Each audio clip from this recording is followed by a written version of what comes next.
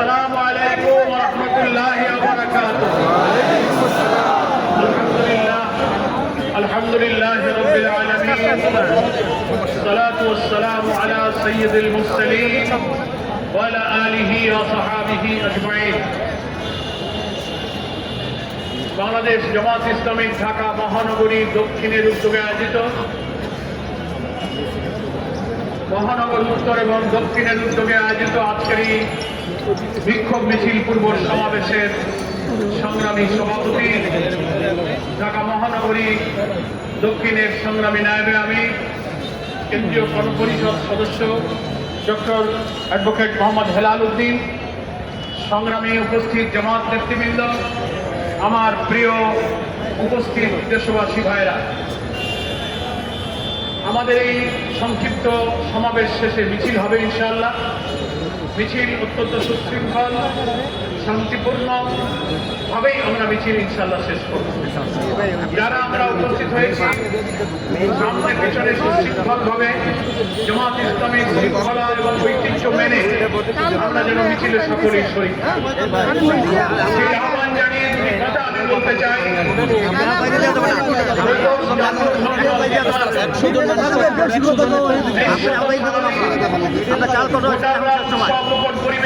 Vote কেন্দ্রে গিয়েছেন এবং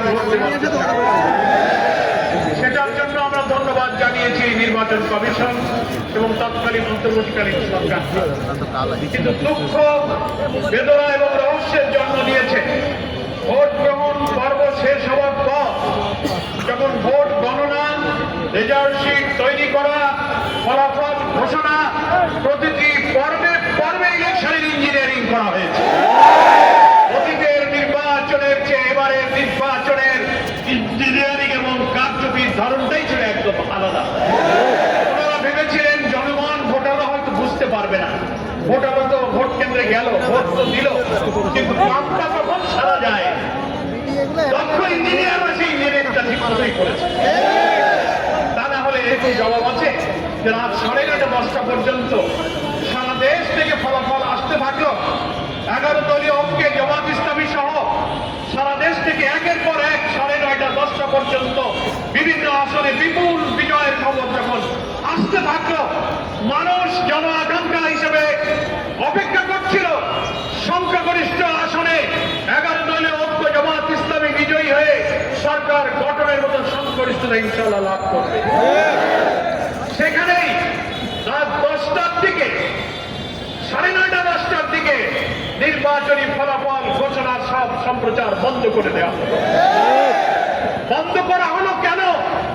দীর্ঘ সময় বন্ধ করে দিয়ে এর মাঝখানে কি ইঞ্জিনিয়ারিং, কি রহস্য তৈরি করা হয়েছে, আর জামাত ইসলামী 11 দলীয় ঐক্যের বিজয়ের খবর আর আসে না। সব অল্প অল্প ভোটের ব্যবধানে তাদেরকে পরাজিত দেখানো হতে লাগে। এটা বড় ইঞ্জিনিয়ারিং।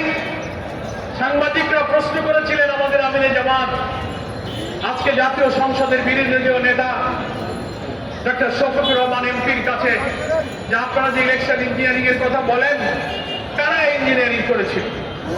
আমিরে জামাত জবাব দিয়েছিলেন বিদেশি সাংবাদিককে, সরাসরি প্রমাণ ছাড়া তো তার জবাব দেওয়া কঠিন। তবে অতীতে দেখা যায় যারা এই অপরাধ করে, যারা কারচুপি ইঞ্জিনিয়ারিং এ জড়িত থাকে, কোনো না কোনো ভাবে ওই যে আমি কলা খাইনি একটা গল্প আছে না, তাদের মুখ থেকেই একসময় বেরিয়ে যাবে। আমিরে জামাত কিছুদিন আগে বলেছেন, শুনেছেন আপনারা? আলহামদুলিল্লাহ, একজন রাজসাক্ষীর বক্তব্যে সোশ্যাল মিডিয়াতে এসে গেছে, জামাত ইসলামীকে শুধু দায়ী করলে হবে না, সব জনগণ আপনার বক্তব্যে। রিজওয়ানা হাসান, সম্মানের সাথে আপনাকে বলতে চাই, আপনি সাবেক অন্তর্বর্তীকালীন সরকারের উপদেষ্টা ছিলেন, আপনি আপনার বক্তব্যের অডিওটা, ভিডিওটা আপনি বারবার দেখুন। আপনি কি বলেছেন? আপনি তার প্রতিবাদ এবং চারিদিকে যখন বিক্ষুব্ধ সমালোচনা, অভিযোগ, তদন্তের দাবি উঠল, আপনি সেটাকে ব্যাখ্যা দেওয়ার চেষ্টা করেছেন সোশ্যাল মিডিয়াতে যে না, আমি এটা কোনো রাজনৈতিক দলকে মিন করিনি, আমি উগ্রবাদদেরকে মিন করি। আপনার কথাই আপনি আবার ধরা পড়ে যাচ্ছেন। আপনি আবার সাংবাদিকের প্রশ্নের জবাবে প্রশ্ন করা হচ্ছে নারী অধিকার, নারীর ক্ষমতা, নারীর মর্যাদার প্রশ্নে যখন আপনি উত্তর দিচ্ছেন, সাংবাদিক বলছে তাদের একটা অংশ তো বিরোধী দলে আছে। বিরোধী দল শব্দটা উনি উল্লেখ করেছেন। আপনি বলছেন বিরোধী দলে যদি তারা থেকেও থাকে তাদেরকে আমরা মেইন স্ট্রিমে আসতে দেই। What do you mean by this type of comment? বিরোধী দল তো আর উগ্রবাদীদের মধ্যে নাই, কি বলেন? উগ্রবাদী চরমপন্থীরা পার্লামেন্টে নাই। যারা রাজনৈতিক দল হিসেবে নির্বাচনে অংশ নিতে সকলেই নির্বাচন কমিশনের নিবন্ধিত রাজনৈতিক দল। ইসলাম কোন উগ্রবাদ, কোন চরমপন্থাকে সমর্থন করে না। আপনি সাক্ষাৎকারে ঋণ করতে চেয়েছেন ইসলামী রাজনীতি যারা করে, নারীর ক্ষমতার মর্যাদার ব্যাপারে আপনি তাদেরকে দোষী করতে চেয়েছেন যে তারা সে অধিকার চায় না। আপনারা নারীবাদী হওয়ার দাবি করে যা বলেন তার যে হাজারো লক্ষ গুণ নারীর মর্যাদা ইসলাম দিয়েছে।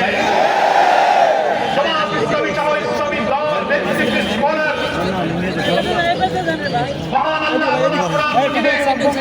আমাদের নারীদের যে অধিকার এবং সম্মানের কথা বলেছেন।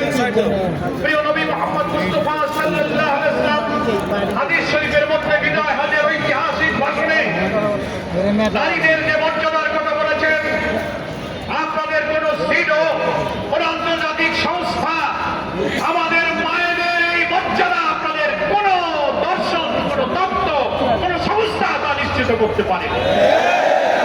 ফলে আপনারা বারবার কোন প্রসঙ্গ আসলে নারীর অধিকারের প্রশ্নে আপনি ইসলাম পদ্ধতির উপর চাপাবার চেষ্টা করেন।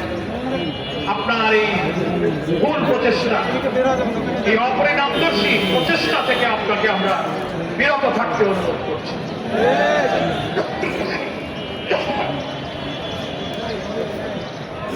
যতই আপনি ব্যাখ্যা দিয়ে বোঝানোর চেষ্টা করেন, আমি কোন দলকে মেক করি